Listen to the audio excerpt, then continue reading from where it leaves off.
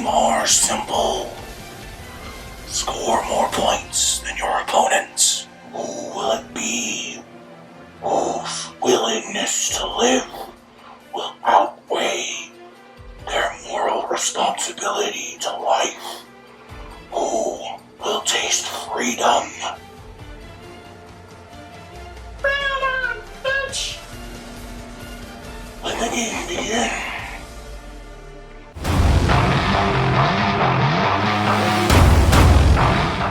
Let's get started with week 1. Our first game was the Were They Even Playing match of Sean versus Caitlin.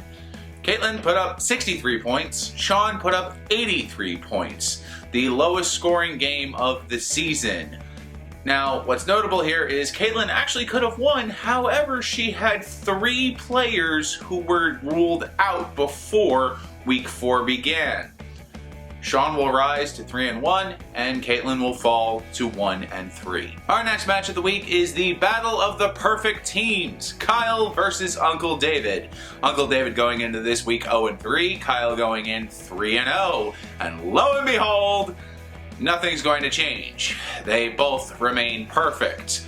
Uncle David will fall to 0-4, Kyle will rise to 4-0. Our next game is Justin versus Alexa. Now, Justin continues to beat women in fantasy football. Justin scored a massive 178 to Alexa's 130. Alexa will fall to 1-3, and Justin will rise to 3-1. Now we come to our 2 closest games of the week. We'll start with the second closest, Kelly versus David.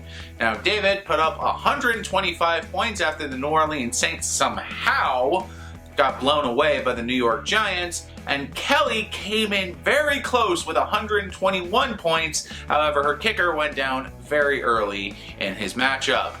Kelly will fall to 2-2, and David will rise to 2-2. Our last match of the week is the closest game of the week, William versus Chris. Now, Chris was poised to take this game. All projections had him winning it.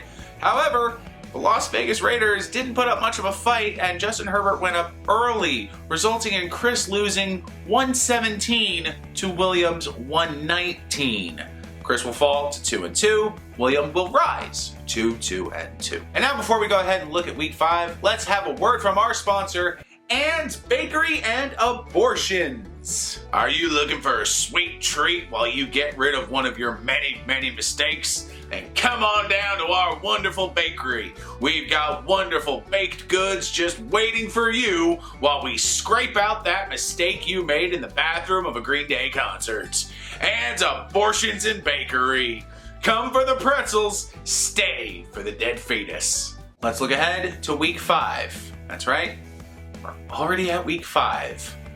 Our first matchup will be Caitlin, who is 1-3, against William, who is 2-2. William will be looking to capitalize on the momentum he is building, and Caitlin will be looking to bounce back. I wish you both the best of luck. Caitlin, please check your players. Next up, we have Sean versus Kelly. Now, Sean is looking to pick up where Justin left off and beat Justin's wife in fantasy football. Sean is currently 3-1. Kelly is currently 2-2. Kelly looking to bounce back after 2 straight losses, and Sean looking to capitalize on his momentum and get his 4th win of the season. Next up should be a barn burner. It's Uncle David versus Justin. Justin currently 3-1. Uncle David 0-4. Come on, Uncle David. You gotta try, man. You gotta try. Next up, we have the battle of the red-headed stepchildren. That's right, it's Alexa versus David. David looking to capitalize on his win this week against Kelly. He currently sits at 2-2. And Alexa looking to rebound after some losses. She's currently 1-3.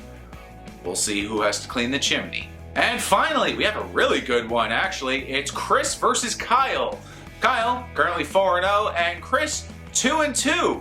Both teams really hot though, both huge playoff contenders. It's actually going to be the match of the week to see who actually wins that one.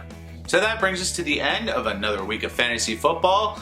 Again, notes to keep in mind, please check free agency as there are lots of players still available. Also, this will be the last week where all of your players will be in.